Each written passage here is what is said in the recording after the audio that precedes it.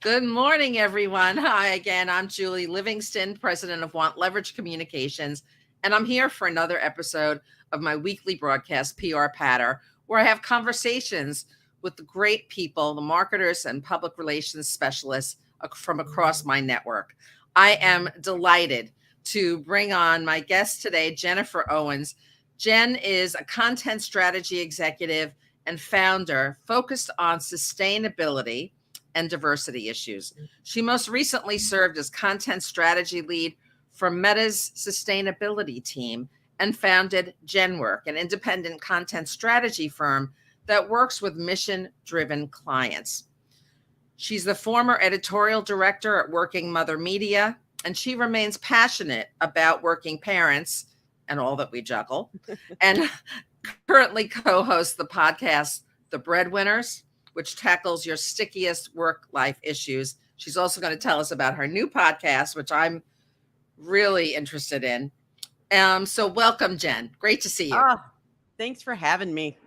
I love those work-life questions because basically they're all things that I care about, and I just make my expert co-host Raquel Ellison answer all the questions for us. Look, it's all life, right? Yeah. Whether we call it work or life, it's all life. We're juggling it all. Yes, for sure. For sure. So, Jen, you have been, your background is so interesting because you've really been in the content creation space kind of from the beginning. Yep. We met a number of years ago when you were working with Healthy Women. And I want to know from you, how has content creation evolved from those early stages? And what does it mean? What does thought leadership and content creation mean to organizations today? Why are they all getting in the game, in the content game? Well, thank you for having me. I'm so excited to be here. This is so great. Yay. Content creation, I think one of the biggest changes has been the gatekeeping. Like for old dogs such as ourselves, there was a time where it would be really hard to get a first person essay, even to get quoted in something, back when I started out, because I started out as a reporter. I moved into editing. I was in newspapers. I was in magazines, moved into digital, and have moved into working with companies on the way they tell their stories and the like. And nowadays, it's the same thing that fuels the influencer content marketing, is that anyone can put content out there, which is a blessing and a curse because anyone can put content out there. And who's vetting the quality of that content? And the like. And now, in the topic that we're talking about today, there's a new evolution coming of what the tool that is AI can have on this. But I think overall, it's the fact that you can be a thought leader. You really can. Now you can. And it has been that way for a while. But that doesn't mean it helps with the fear of putting yourself out there or saying something wrong, or your company saying, we have to vet everything and the like, like that. The fear factor grows as the ease of getting your message out there opens. So how can we use AI to help us in developing quality content? Well, I think the first thing in my mind is to think of thought leadership is, in its core, how are you serving the reader? So is your reader your industry? Are you trying to influence, the policymakers? Who are you going for? So, you have to know what you want to say and know who you're speaking to. Now, that said, knowing what you want to say, how many of us have looked at now a blank screen? It used to be a blank piece of paper and you can't think of anything. I love that. Right. It happens too often. Yes. Every day I write every day and I still get it. And that is where AI can be huge, is that you can put it into the little chat GPT box and say, you could be as blank as to say, give me 5 new trends in your field, or, and the thing is that it's a tool, and like any tool, the better you get using it, the better a tool it is for you. But you can do that and it'll come back to you with some ideas. And I think this is great for not only the thought leadership person, but really the PR person, to come in I and agree. say, when, it's a field you're not, you don't spend all your days talking about cryptocurrency or whatever, these deep topics, but you can kind of go out there and let the web send you something back, and then use that, because the tool is that it's your researcher, it's your data collector, it's your synthesizer of information, and then you, being the talented professional, can shape it, can make it Yeah. real. And that's as the PR marketing professional, but also as the thought leadership person yourself. I think whatever we do, it's I say to you, please don't just cut and paste. Please don't, use it as a thought starter, and then put your thoughts over it and make it sharper. Because who is the audience you're trying to get to? What do they need to know? They need to know what you think. And so that's where it's a tool to get you started, and then make it better. And your business better than any Yep. AI tool. So, Right? you really need to provide all those nuances that AI can't really do for you. It's got to be in your voice. It's got to Yeah. have the tone that you want to associate with your brand. Exactly. And here's the thing is that AI is going out into the interwebs and bringing back, and it's shocking what it can bring back to you. Play around with it, have fun with it. But it is bringing back other people's work, right? I mean, it's synthesizing other things. You don't know where it's coming from. I guess maybe you can ask it to give you, your source links or something like that. But, that's another reason why you want to put your, feel confident in what you're using from it. And, I also think that down the line, if you're saying you're making suggestions and the suggestions are coming from AI, let's talk about being authentic and transparent and saying, why did you pick this thing that AI is coming from? Or, you see it in articles like, a quick Google told me, let's just be transparent as to where this tool that you're using and how you're letting the tool make it all better. Yeah, I love the point you made about how AI is a really good tool for people in public relations like me, Yeah. because it really helps you scan the competitive landscape. Before I put anything out for a client, I want to learn more about their business and who their competitors are, Yeah. and what the kind of content they're placing out there. What is that saying, and how can my client be different? And so Exactly. this is actually helping me to do that competitive research very quickly. So it's a real Which you would time have already saver. done. You totally would have done Yeah. it anyways. It just sped it up in a few seconds, as opposed to spending the entire afternoon trying to, pin Yeah. all this And up then on. I can analyze it for everything from language to phrases, buzz phrases that are Yep. being used, to make sure that that the ones for my client really is separate and apart for Yeah. that, so that it really aligns with their brand and their core Right. value. And on the flip side, once you have this wonderful, only your client can say it, essay, article, op-ed, you can also ask ChatGPT for some suggestions on who might want to feature it. And Oh, I love that, right? Jen. That's great. Yep. So let's say, for example, I recently placed the byline for a client in a publication. So then I could go to ChatGPT And say, here, he's written this essay, he's been featured in this, this is, again, sharpen the tool, give it all this information. And it's going to give you, a bunch of suggestions that, like, these people like, essays about marketing, these people like essays about advertising, whatever it is, the topic you're in. And, like, again, like, 4 of them won't work, but if you get one new good idea about a publication you haven't heard of, great. Let go make some new connections. that's fantastic. I mean, I have a tool called Muckrack. Some people have Yes. Cision or other media databases, and sure, you could use them, but number one, they're not always up to date, and you have to do a lot of digging. Yeah. And so the AI tool can really help, again, to save time and maybe identify sources that are not in those databases at all, things that you might Yeah. not have thought about. Um, and I love that, because the more you merchandise your content, Yes. right, the higher up you'll come in search, and you're going to amplify your reach. Yeah. Yeah, for sure. And and that's what it's all about, is that you're amplifying like not only yourself, but the company you represent, the brand you represent, your consultancy, whatever it is, while you're out there. And I know, and I have felt this way personally. You feel like, and I know it sounds silly because like I host a podcast and I do stuff, but it is weird to put yourself out there sometimes.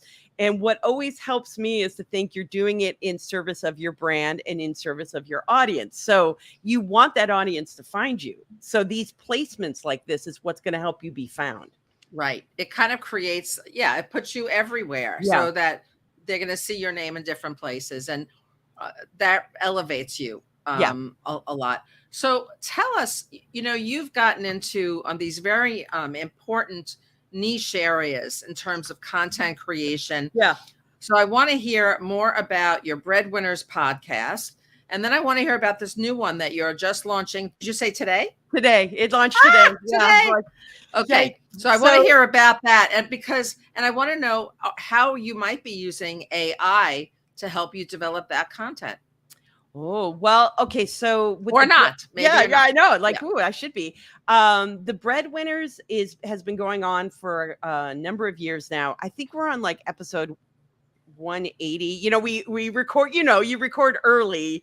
And so but we're in the 180s now. And what's fun, I do it with my co-host, Raquel Ellison, who is a workplace development expert, and she knows so much. And my thrill of that, we've changed the format all the time because we get bored or we're interested in doing something new. And she and I are actually talking about, we're in season 5 now, and season 5 is just straight up reader questions.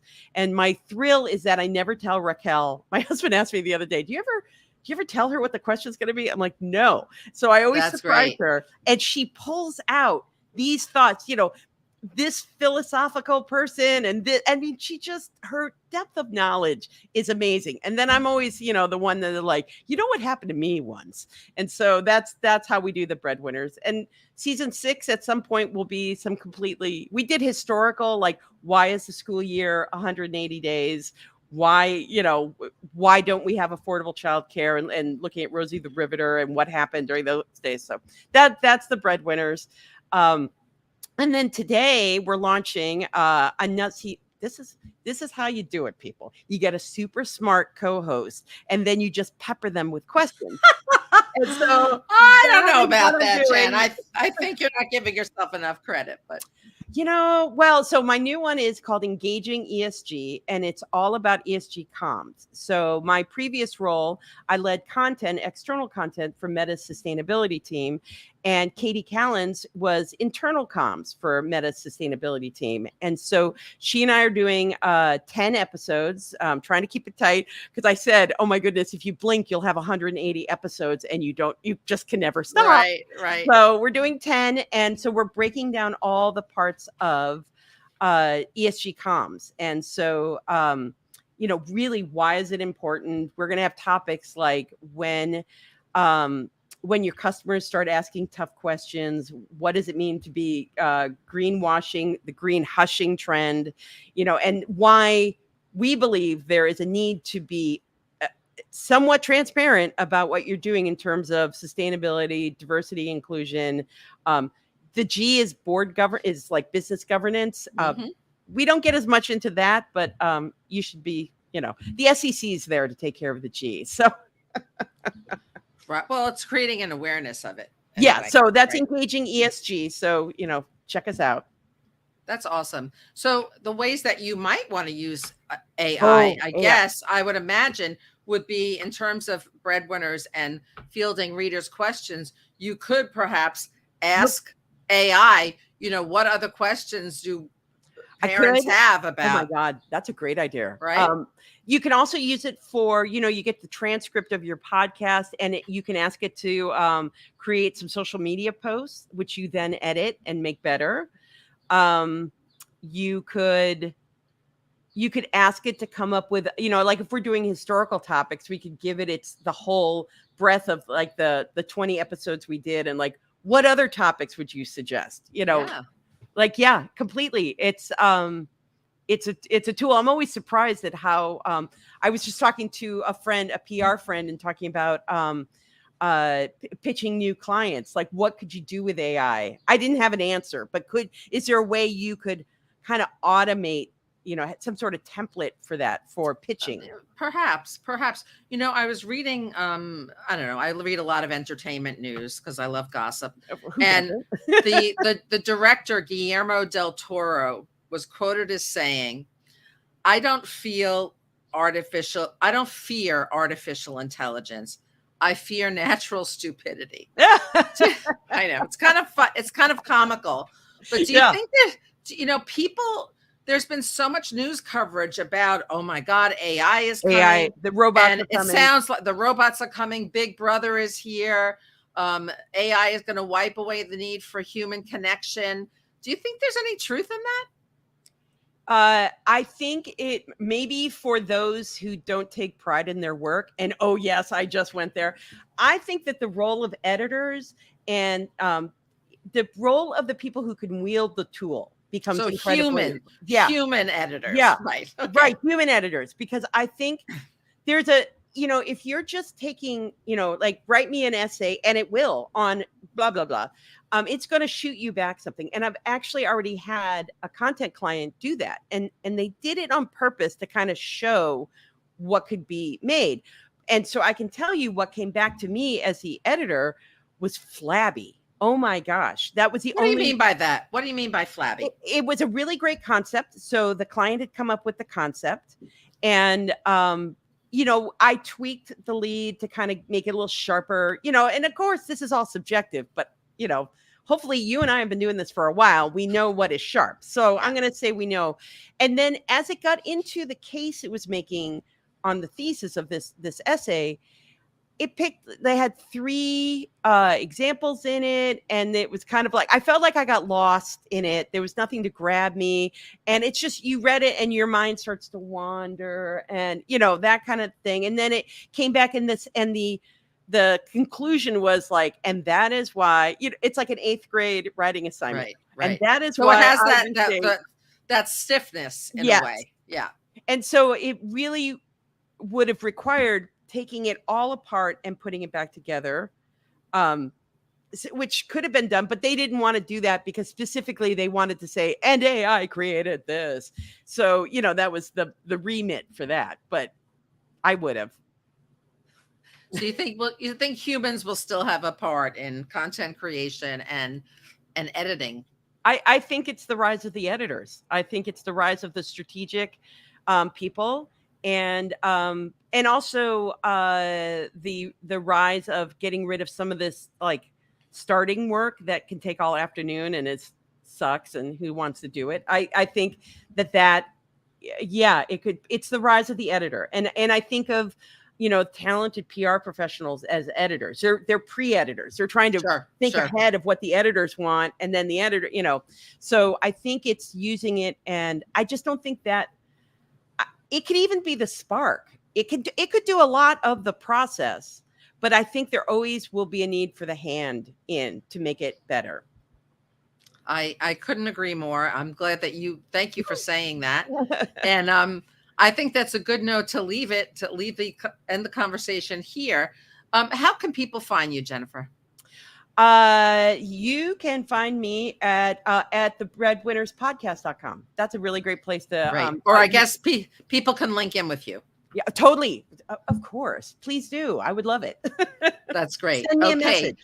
I hope you'll come back again and let us know how your ESG podcast is going. Oh my God. Let me know what you think. You comms professionals, I want to hear what they all think. I definitely will. And can you tell, what is the name of it?